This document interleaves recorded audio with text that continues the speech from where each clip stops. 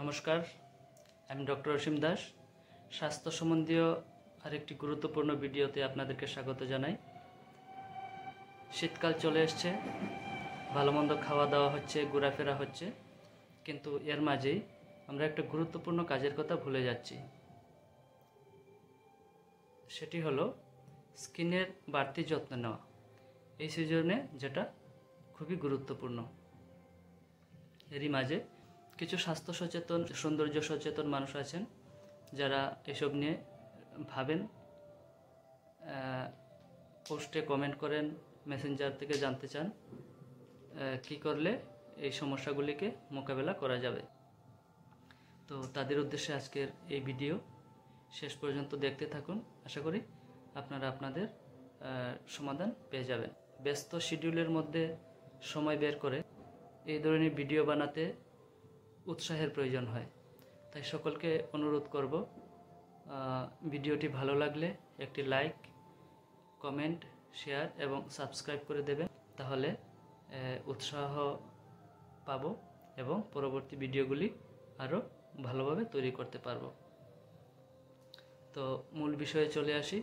শীতের দিনে আমরা সবাই জানি আবহাওয়া অত্যন্ত শুষ্ক থাকে, ঘাম কম হয়, গরমের দিনের তুলনায় জলপান কম করা হয়। তাই আমাদের স্কিন শুষ্ক হয়ে যায়, রুক্ষ হয়ে যায়, প্রাণহীন হয়ে যায়, উজ্জ্বলতা কমে যায়।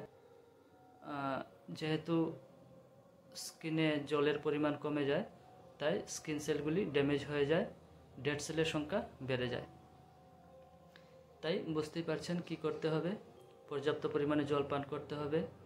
স্কিনের ময়েশ্চার ধরে রাখার জন্য ময়েশ্চারাইজার ব্যবহার করতে হবে। আর পর্যাপ্ত পরিমাণে জল পান করতে হবে।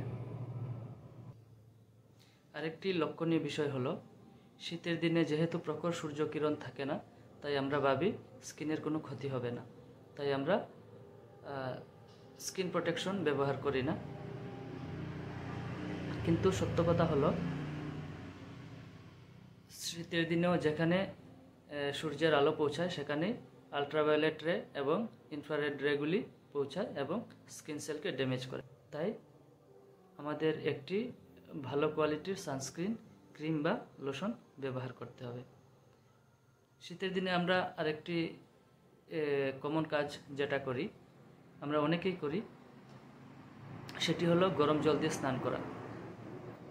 গরম জল দিয়ে স্নান করলে স্কিন সেলগুলির ময়েশ্চার ধরে রাখার ক্ষমতা কমে যায়। তাই যদি নিতান্তই গরম জল ব্যবহার করতে হয়, তাহলে ঈষদুষ্ণ জল ব্যবহার করতে হবে, তাহলে স্কিন ভালো থাকবে। শীতের দিনে রৌদ্র পোহাতে কে না ভালোবাসে, কিন্তু মাত্রাতিরিক্ত হলে সেটি ক্ষতিকর। কারণ আমাদের স্কিনে যে রঞ্জক পদার্থ মেলানিন থাকে, তা সূর্যের তাপ শোষণ করে স্কিনের মেলানিনের রং আরও কালচে করে দেয়। তাই স্কিনকে আরও কালো দেখায় এবং সেটি অনেকেই পছন্দ করেন না।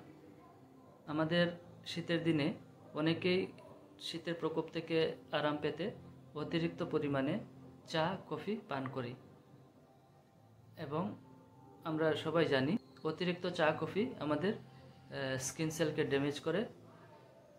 তাই অতিরিক্ত পরিমাণে চা, কফি পান করা যাবে না।